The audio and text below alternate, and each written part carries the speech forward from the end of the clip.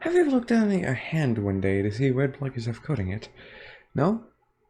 Sonic has. Whoa! Sonic Frontiers, before release, could be described as having really high praises and extremely nitpicky lows. Released on November 8th, this game has seen people freaking out over the exciting story and gameplay, and complaining over the most minute details. Was it worth the hype, or was it just another episode of Sega fucking up yet again with a major release?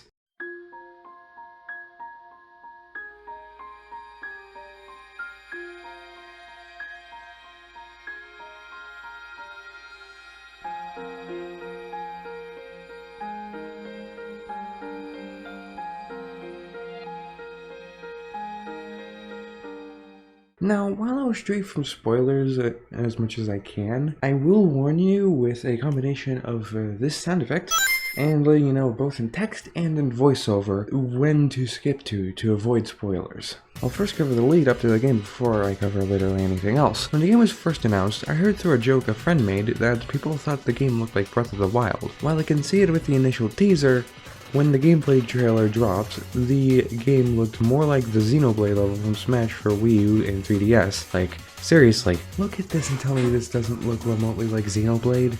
No, something I actually saw was tweets from the gameplay trailer was released. Of course, this was at the point that I sort of just wanted to get an idea of whether this game was going to have a good chance of being good. People were nitpicky, oh my god. Like, people were complaining about the smallest of things that meant absolutely nothing. The stupidest thing people complained about at this point was the fact that the birds' animations weren't working or whatever. People immediately called this bullshit out, stating that those birds were in fact seagulls, a bird type that didn't need to constantly flap their wings. There was legitimate criticism, like the disgusting pop-in with the railings. It just so happened that a lot of people in the community had bricks for brains. Though we quickly found out that the gameplay trailer, which was released by IGN and looked like ass, was directly from a Sega employee. Apparently, the people at Sega were asked for a copy of Frontiers by the people of IGN, who were notorious for hating Sonic. They wanted a copy so they could release a gameplay trailer for it, and Sega responded with gameplay footage that looked like it was played by a politician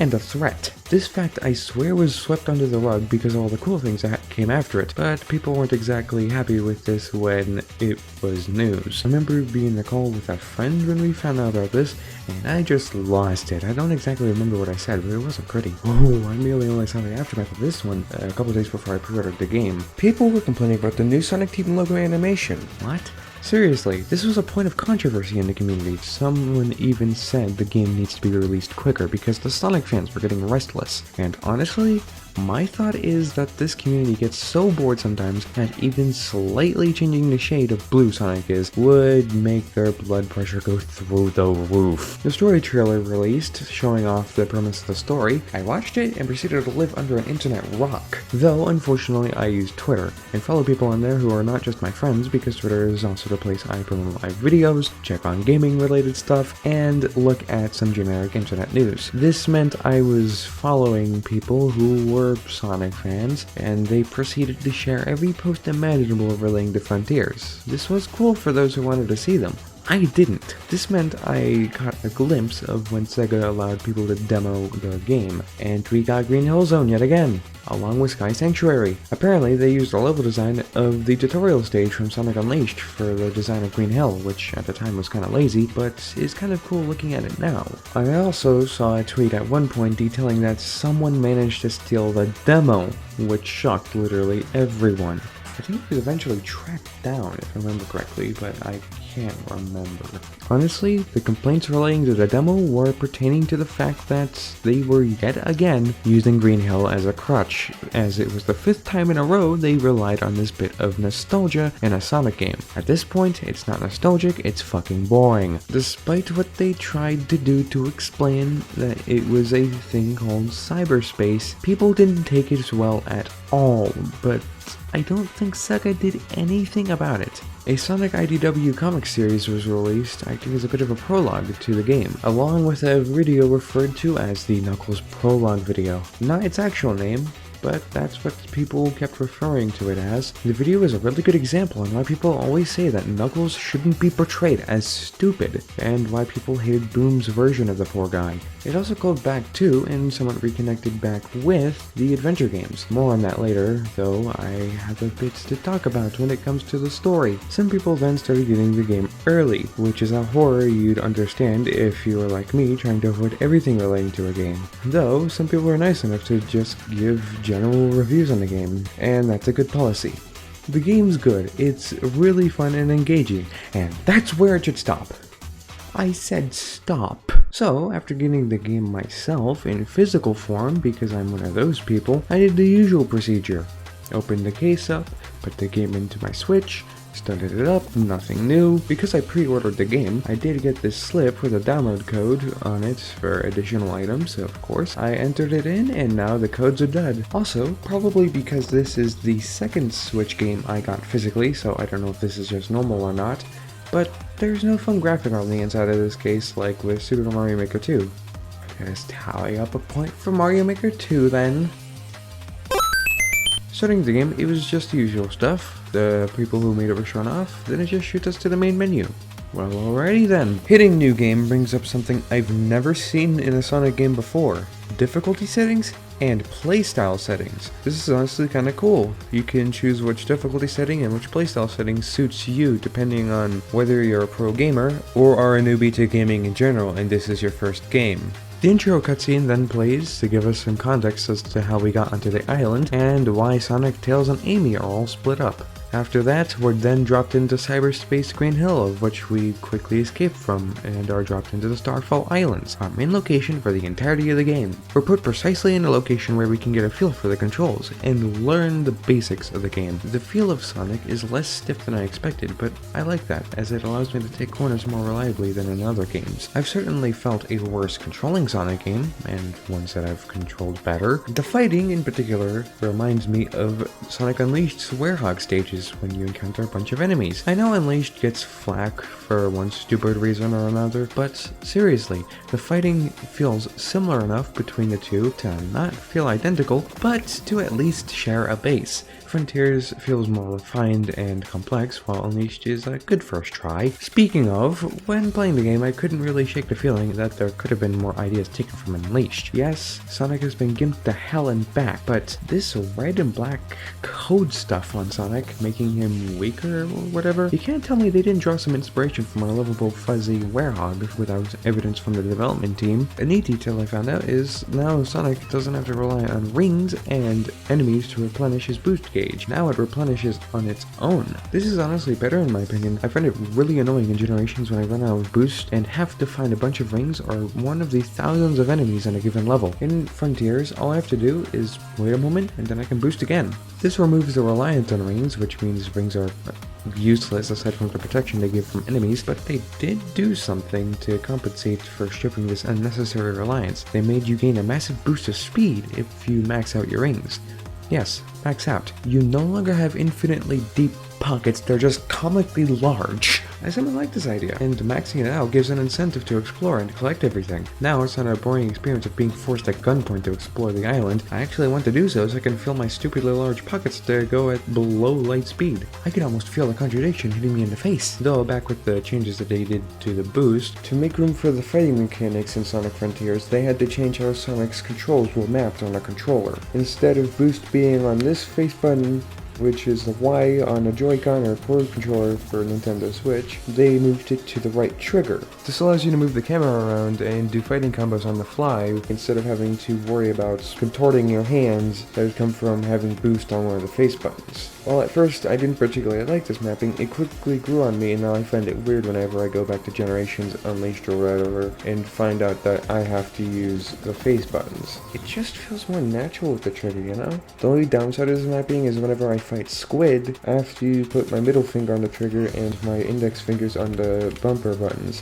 which puts my hands in a weird position that makes it feel like they're gonna cramp, but it's all good. I can deal with it. The world design is really good. Yes, there are railings in the sky of some parts of the map, but that's to be expected. This is a Sonic game. You might say this is ugly, but I diagnose you with being a Mario fan. There are landscapes abroad with trees scattered about. Oceans of blue with unimaginable depths surrounding the island. Mystical towers waiting to be explored. Vast sandy deserts expanding to the horizon. Rocky mountains reaching to the sky. Randomly placed dipshits awaiting to ruin your day. How could you say that this game does not look beautiful? There are 5 islands in total, which confuses me due to the promotion only showing the first island, Kronos. There's also Ares, Chaos, Rhea, and Auranos. I have more of a problem with these being completely separate from each other because it would have been 10 times cooler if these were closer together instead of being separated by a vast swath of ocean, requiring Super Sonic to progress. This could have led us as Sonic to collect the emeralds more slowly due to the distance instead of how many objects you got from a cyberspace level. Could have also made the boss of each island weaker so that when we finally get the final emerald and have to fight the big baddie, it's more impactful. We've worked so hard learning all these complex moves to fight these bosses, and now that we have the Chaos Emeralds, not only can we more easily defeat these foes, but we can now put an end to whatever is going on these islands. Though, that's just how I would have preferred it, given how Sega advertised their game. There's collectibles everywhere on these islands, with some being required for story progression, and others being a boost to Sonic himself, whether that being his strength or defense. Some of these collectibles are Cocos, which are little stone creatures that are here to replace our chows. Honestly, these things are cute and all, but I get jump scared by these gremlins every time I stand still, and the only way to get them to stop is to turn him into this slightly bigger Coco called the Elder Coco. Speaking of, there's also his brother, the Hermit Coco, who upgrades your strength and defense and is proportionally the height of an NBA player compared to the rest of the Cocos. Though I can't and will not let go of the chows. I won't let the Cocos win.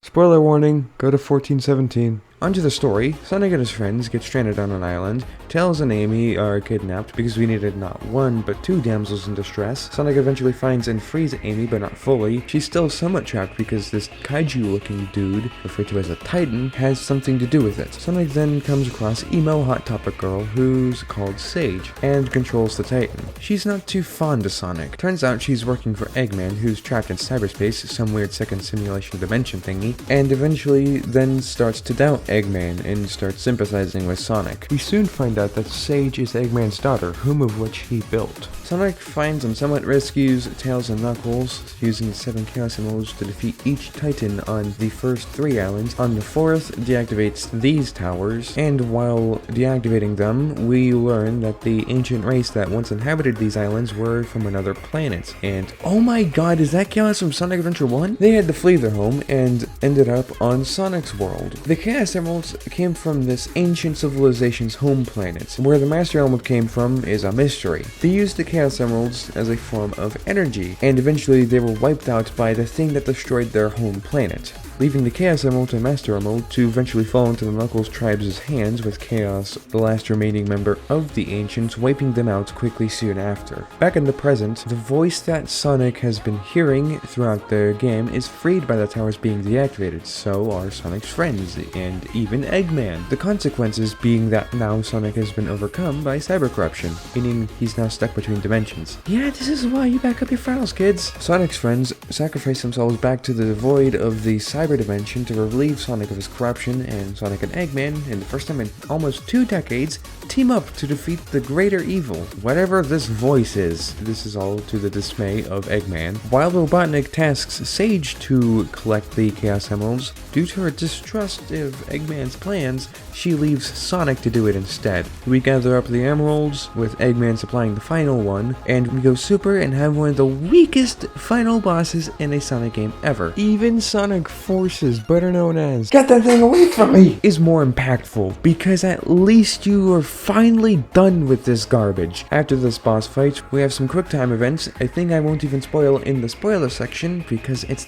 just that much of a spoiler, and everyone's back. Sonic comes back to Earth, how are they not a couple? And everyone with an altered view on their life, because of Sonic, head home on the tornado. Eggman, having nothing on the island for reasons, goes back to his usual stuff, and that's just a basic overview of the story, as there's more specific moments that are important, like these one-on-one moments between Sonic and Amy that are cute. The way all the characters act with each other is spot on, almost taking a page out of the IDW comics, which makes sense. This was written by Ian Flynn, one of the writers for Sonic IDW. There's also one cool thing relating to how these characters interact. Sonic and Co aren't just standing around like a bunch of rocks, talking in these cutscenes. I mean, they still do that, which is slightly irritating given that it feels like most of these cutscenes past the second island are this way, but they've been doing a good job rectifying this problem that's been plaguing the past few 3D Sonic games, being at its worst with There are a few instances of the characters doing stuff like Sonic running around, Knuckles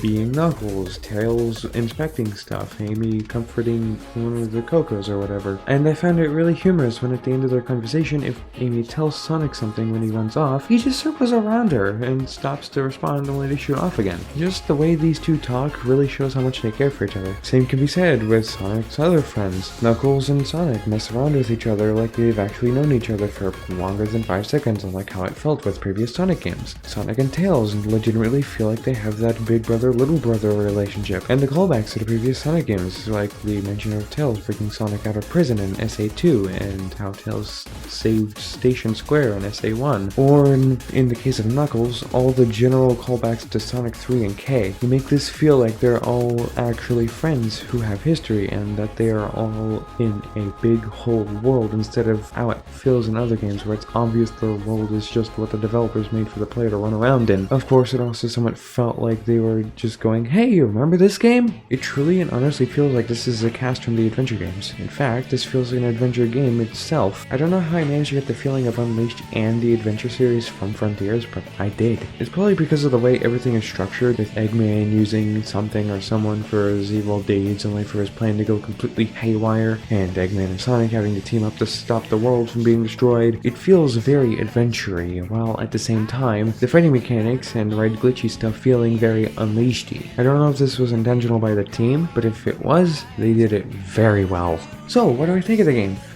The game's pretty damn good. I've seen reviews from people who got the game early that detail that the game is fantastic, and I can understand why. There really wasn't any contradictions with the story itself. The world design is really well made, with the environment of the first island looking like if you mashed England and France together.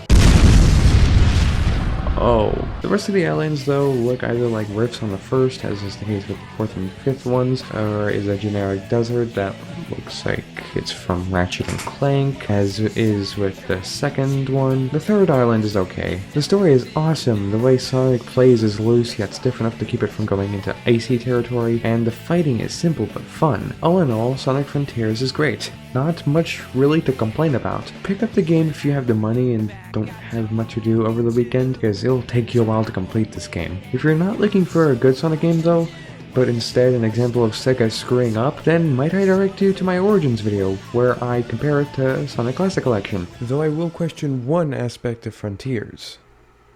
What the fuck is this?